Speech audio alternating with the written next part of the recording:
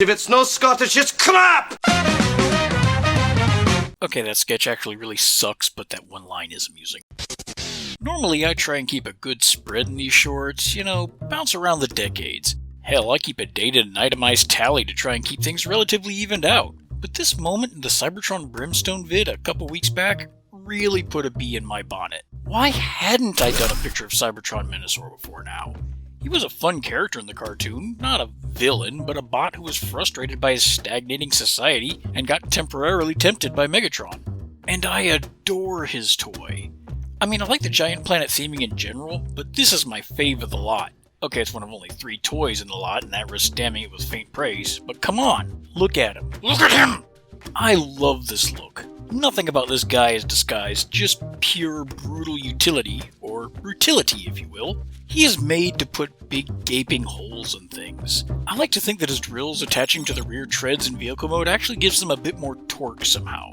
And that color scheme screams 90s European G1/G2 transitional period, which I love. Maybe short a little Dayglow detailing to really nail the style, but the base tones are there and delicious. And beyond the beauty of this beast, this is a toy of pure play and 2 major gimmicks from across the Unicron trilogy. The Cyberkey gimmick is nice and unobtrusive, doing the good old lights and sounds that once roamed the vast plains of TF toydom freely in great herds.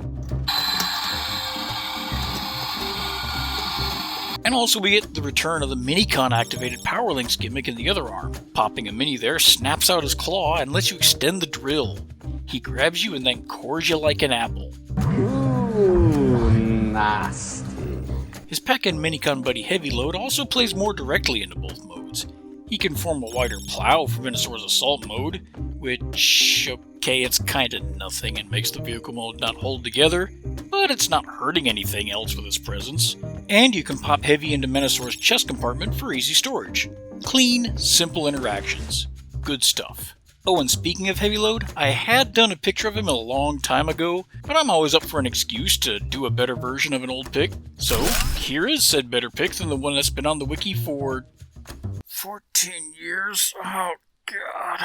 This really is one of my all-time faves. So much so that not only did I have to have him cameo in one of the first stories Trent and I wrote for the Collectors Club, but we even proposed a redeco of him as a Cybertronian mode Protoform X. Sadly, this was not to be.